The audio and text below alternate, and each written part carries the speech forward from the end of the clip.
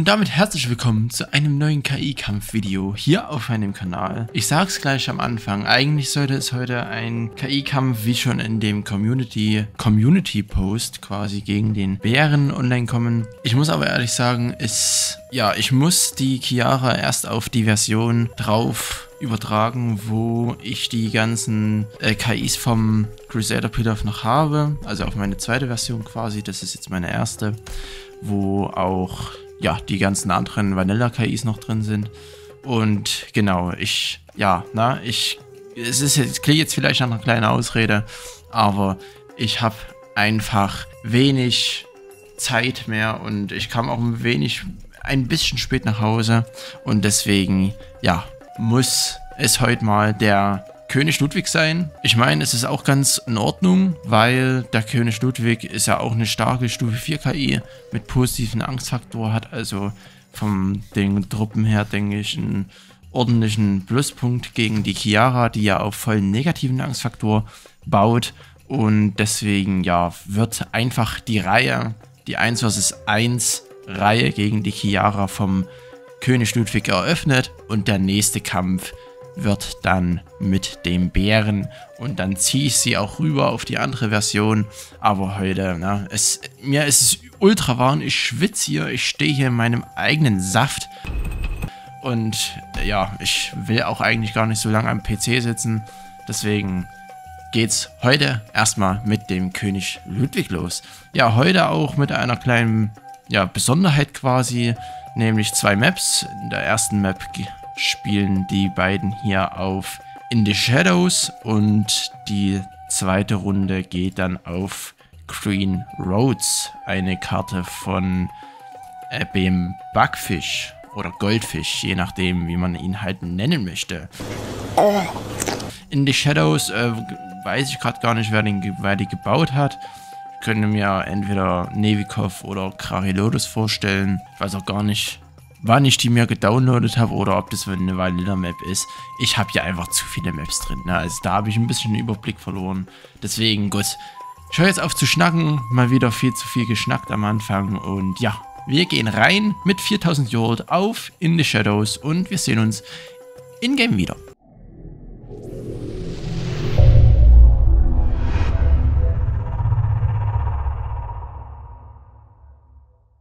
So, wir gehen hier gleich mal auf 200 Geschwindigkeit, weil das Early Game bei den beiden eher träge ist und die beiden etwas länger brauchen, um sich aufzubauen.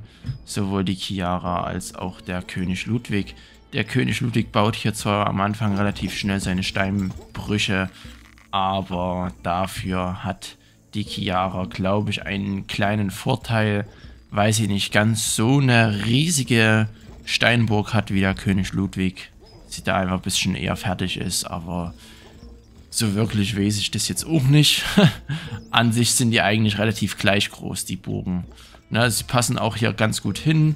Die Map ist auch schön groß gehalten, dass die hier auch nicht irgendwie sich aufhängen beim Sammeln oder so, weil das bei solchen KIs manchmal so der Fall ist, wenn die hier so eine große Burg bauen, dass die sich hier auf den Türmen sammeln, zumindest die Fernkämpfer. Meistens die Fernkämpfer und dann rücken die Fernkämpfer nicht mit vor. Das ist natürlich nicht so wünschenswert. Ja, die Chiara hat jetzt nur noch 4 Steinbrüche. Da hatten wir Nevikov und auch Tobi. Tobi hieß er, also, oder? Ach, ich weiß nicht. Wenn nicht, dann blende ich ihn hier jetzt ein. Geschrieben, dass es eigentlich egal ist, ob die KI 4 oder 5 Steinbrüche hat. 5 Steinbrüche haben die KIs eigentlich nur, übrigens ist hier grüne Farbe, nur wenn sie vom Charakter her so sind quasi, also eine sehr, sehr steinlastige KI ist die Chiara jetzt nicht, deswegen passt es schon. Oder wenn es wirklich notwendig ist, aber in den meisten Fällen ist es so, dass die KIs mit 4 Steinbrüchen auskommen und die ganzen Karten haben meistens auch nur 4 Steinbrüche. Spots. Ja, so ist richtiges Deutsch. Ja, ihr merkt vielleicht schon bei mir an der Stimme und auch an dem Gerede mal wieder, dass ich ein wenig kaputt bin bei der Hitze. Ich kam, wie gesagt, heute erst aus Plauen wieder und dadurch ist es natürlich ein wenig anstrengend gewesen, durch die Hitze zu fahren. Na, ich mag eigentlich jetzt nicht ganz so viel Auto fahren, aber gut, bis nach Plauen ist es ja auch ein wenig weiter. Und was ich da alles gemacht habe, da benötige ich schon mal das Auto. Ist einfach sinnvoller als ein Zug, ne? So einfach ist es. Ja, ich hoffe, ihr habt einen schönen Sonntag, allgemein ein schönes Wochenende gehabt. Es ist ja echt traumhaftes Wetter. Hier in Leipzig sind fast an die 30 Grad. Und Sonne pur, gehen ja mal ein bisschen höher. Die ersten Angriffe brauchen hier noch ein Stück. Und ja, ich nehme jetzt hier das Video auf. Hoffe, der Kampf geht hier relativ schnell, damit man den Rückkampf auch auf der zweiten Map noch machen kann. Nicht, dass ich hier jetzt wieder bis nachts um 1:30 sitze. Oder 18 Stunden, wie vom Xander. Übrigens, Xander möchte meine KIs haben, um sie auf sein Format halt umzuwälzen, sage ich es einfach mal. Also da hat es so ein Format, wo er verschiedene KIs von verschiedenen Erstellern ja, spielt und sie gegen seine eigenen Vanilla überarbeiteten KIs halt antreten lässt. Und ja, deswegen, ja, der Angriff ist ja hier komplett verpufft. Gut, die ersten Angriffe sollten allgemein nicht so viel Schaden machen. Ich habe auch jetzt nochmal ein wenig von den Werten und an den Zahlen dran rumgespielt. Man sieht es hier, die Verteidiger sind auf allen Türmen recht üppig verteilt. Und deswegen hat sie jetzt nur noch eine Verteidigeranzahl von 80. Genau, 80. Und eine Attack for Space von 90. Also um jeweils 10 runtergegangen. Ich gucke einfach, wie es dann läuft. Und wenn ich sehe, die kommt trotzdem noch gut zurecht und muss nicht so oft ausrücken, dann gehe ich vielleicht noch auf 70 runter. Oder nee, auf 80 quasi die Attack for Space. Aber ja, weiter runter denke ich dann nicht, weil es soll ja dann auch eine Stufe 4 KI bleiben. Und er hier hat ja auch eine Attack for Space von um die 60, 70. Wie gesagt, wenn ich irgendwas nicht weiß und ich merke mir das dann für den Schnitt, dann blende ich das hier unten ein oder schreibe das hier unten rein. Und ihr seht es dann einfach eingeblendet. Das werde ich immer so machen, damit ich da auf jeden Fall mich selber gleich berichtigen kann, ohne dass es dann falsche Informationen gibt. Ja, hier, das ist natürlich sehr, sehr ja, schädlich für den König Ludwig, denn er büßt hier ein paar Steinlieferungen ein und die ganzen Steinbruchspots sind einfach hier an der Stelle. Na, hier hinten gibt es halt gar keine. Und wenn hier Chiara mit ihren Assassinen raidet hier, jetzt kommen die schon wieder raus. Und der König Ludwig hier mit seinen langsamen Sorties dann einfach nicht hinterherkommt, ja, dann geht hier wahrscheinlich der ein oder andere Steinbruch auch mal flöten. König Ludwig, der ist noch gar nicht rausgekommen. Ich weiß gar nicht, was der hier macht, so richtig. Hat auf jeden Fall genug Bauern, hat auch alle Ausbildungsgebäude. Ach nee, hier fehlt eine Kirche. Oh, die kann er nicht bauen, weil er nicht genug Gold hat. Oder weil er die ganze Zeit sein Gold zum Fenster rauswirft und dadurch die Kirche. Mensch. Also, nee. Nicht bauen kann. Eieiei. Bitte häng dich jetzt nicht komplett auf. Aber eigentlich müsste er doch irgendwann so viel Gold mal haben, dass er die Kirche hier mal bauen kann. Aber er hat auch also Baumeistergilde hier. Irgendwann muss er doch einfach rauskommen, oder? Ja, okay, 210. Das könnten auch Sorties sein, die er jetzt wieder verheizt. Aber es rennt jetzt hier keine weiteren rum. Ja, Sorties kommen wieder raus. Bogenschützen kommen auch raus. Ja, auch Sorties, aber Chiara skaliert halt in der Zwischenzeit. Aber man sieht, denke ich, dass jetzt hier die Chiara kein Gold mehr anhäuft. Zumindest nicht beim Rekrutieren oder wenn sie einfach in Ruhe gelassen wird. Ah, jetzt. Wenn man vom Teufel spricht, kommt er mit seinem ersten Angriff raus. 11,99, einfach super spät. Also was der hier gemacht hat, würde ich gern mal wissen wollen. Vor allem die ganzen Armbrustschützen hier, die schießen die ganze Zeit die Steinbrüche hier ab und vor allem die Ochsenjoche. Also, hä? Naja, okay. Er hat ein bisschen Gold angesammelt und jetzt hat er auch sein letztes Gebäude hier platziert und kann jetzt, denke ich, besser seine Angriffstruppen rauspumpen, ohne dass er hier ständig noch warten muss, weil er das letzte Gebäude nicht platziert hat. Ja, ich würde hier noch ein bisschen höher gehen. Chiara kommt jetzt auf jeden Fall wieder raus. Natürlich, schaut euch an, die schwarze Flut ist natürlich im Gegensatz zu den mickrischen Truppen oder Armeegrößen vom König Ludwig hier deutlich besser aufgestellt, aber mit negativen Angstfaktoren versehen, die Pikeniere und Assassinen, und gegen positiven Angstfaktor. Na, also es könnte hier wieder lang dauern, wie der KI-Kampf gegen den Wolf, wo der Barmherzige, sage ich schon, der König Ludwig, ja, quasi auch ewig gebraucht hat. Außerdem passt es ja eigentlich ganz gut, weil der Barmherzige beginnt ja auch mit B und Bär auch mit B, also, ne? Ja, gut. Ich lasse es lieber.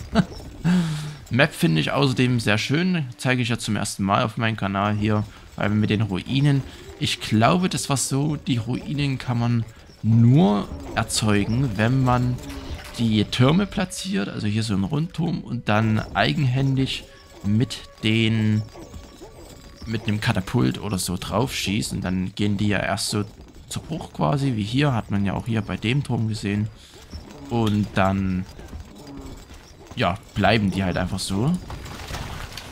Aber ich glaube auch, wenn hier eine KI steht, die hier mit grüner Farbe hantiert, also zum Beispiel Bär oder so, dann hat die so eine leichte Verzögerung wegen den Ruinen, weil die ja hier auch grün sind. Ja, und deswegen, ja, weiß ich nicht. Oh, hier, die Burg vom König Ludwig, hier, Störkatapult auf jeden Fall am Start. Hat noch den Turm hier eingerissen. Ist alles Gold, was flöten geht. Für den König Ludwig, warte mal, 200... Au, Alter, Alter! Okay, die kann ordentlich rekrutieren hier. Wie schnell jetzt die Anzahl der Truppen hochging. Eieieiei. Also sie hat ja ein Rekrutierungsintervall von 1. Vielleicht werde ich das mal auf 2 hochsetzen, damit es nicht ganz so drastisch ist oder nicht ganz so fix unterwegs ist, die gute Frau. Ja, aber ich hoffe halt, wie gesagt, dass der Barmherzige wenigstens ein wenig... Ach Mensch, warum sage ich immer Barmherzige? König Ludwig natürlich. Er hat zwar den Titel der Barmherzige, aber ja, natürlich König Ludwig, ja. Dass er zumindest ein wenig, ja, die Stirn bieten kann gegen die Chiara. Er hat natürlich den Nachteil, dass... sie pumpt die Angriffe einfach raus. Wenn sie einfach in Ruhe gelassen wird und keine Gebäude nachsetzen muss, weil irgendwas eingerissen ist. Und schaut euch die Burg vom König Ludwig an. Jetzt ist hier offen, aber ja, die paar Pikeniere machen da natürlich nichts, und der König Ludwig hat hier einfach die Goldprobleme auf jeden Fall. Er kriegt da jetzt auch nicht so viel Stein rein, glaube ich. Weil die Steinbrüche liegen ja jetzt hier auch relativ weit am Rande, und hier schießt auch, glaube ich, eine Balliste. Was? Ja, eine Balliste schießt hier, glaube ich, auf Okay, jetzt ist der weg. Wahrscheinlich Raids hier wieder. 300 Truppen. Also er müsste, denke ich, auch bald wieder kommen. Ich denke, er hat eine ganz gute Chance quasi. Einen ganz guten, ja, zweimal selber gesagt.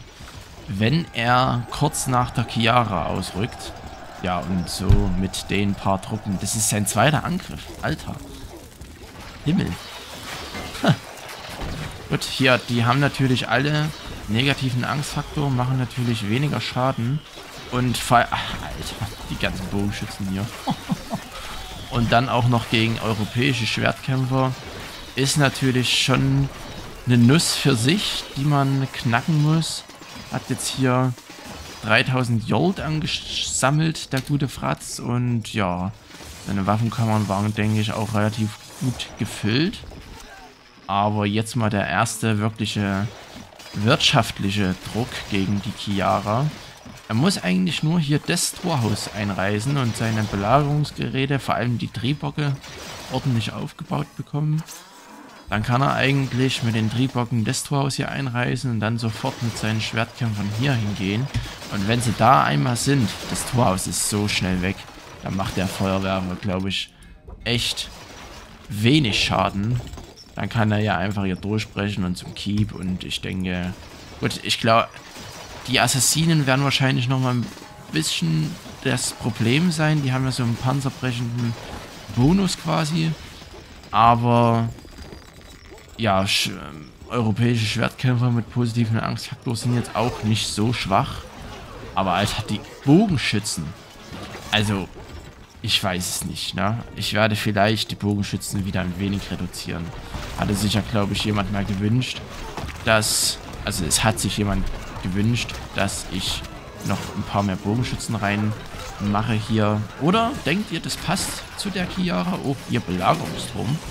Extrem cool. Der anlegen konnte. Oder sind es einfach zu viele? Das sind ja jetzt 150, 140 Bogenschützen im Angriff. Und deswegen, ja, machen die natürlich schon ordentlich Damage gegen die Verteidiger. Sind schon auf der höchsten Geschwindigkeit, okay. Nach dem nächsten Angriff, je nachdem wer hier angreift, werde ich mal in den Speed-Up reingehen. Und mal schauen, wie lang das dann hier geht. Weil ich möchte ja auch noch die zweite Map zeigen. Vom WM Backfisch, Goldfisch. Wie auch immer. Also auf Discord heißt er Backfisch, auf YouTube heißt er Goldfisch. Ihm war es zwar egal, wie ich ihn nenne, aber ja. Das war jetzt ein geiler Satz. Hier Sorties natürlich wieder. Und man sieht hier, denke ich, die Assassinen rennen hier von Gebäude zu Gebäude und die Sorties rennen einfach wie so kleine Hunde einfach hinterher und können einfach nichts ausrichten gegen die doch dann schnelleren Assassinen quasi. Naja, gut.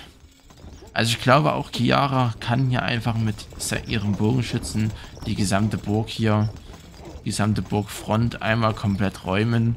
Dann legt hier irgendwo der Belagerungsturm an. Also ich glaube, der hat dann, wenn der Turm weg ist, dann an der Mauer hier quasi angelegt. Und dann kann sie einfach rein. Gut, der König Ludwig hat natürlich positiven Angstfaktor, die natürlich auch im Knubbelbonus ihm sehr helfen. Im Knubbelkampf, nicht im Knubbelbonus. Oh, König Ludwig kommt hier raus. Und Chiara auch. Eieiei. Eieiei. Also Chiara sollte sich hier, glaube ich, ganz gut durchsetzen können wegen den Assassinen. Ja, man sieht's. Alter, die Assassinen haben einfach drüber rasiert. Ach du Ach du Kacke. Aber Chiara hat keine Baumeister mehr. Und ja, der König Ludwig hatte schon wieder Schwertkämpfer ausgebildet. Und diesmal hat sie auch nicht ganz so viel Gold einsammeln können. Dann würde ich einfach mal sagen, wir gehen hier in den ersten Zeitraffer rein. Vielleicht auch in den allerersten und in den allerletzten, wenn ich das wieder durchlaufen lasse. Ihr werdet sehen, ne? Gut, dann bis dahin. Viel Spaß beim Anschauen.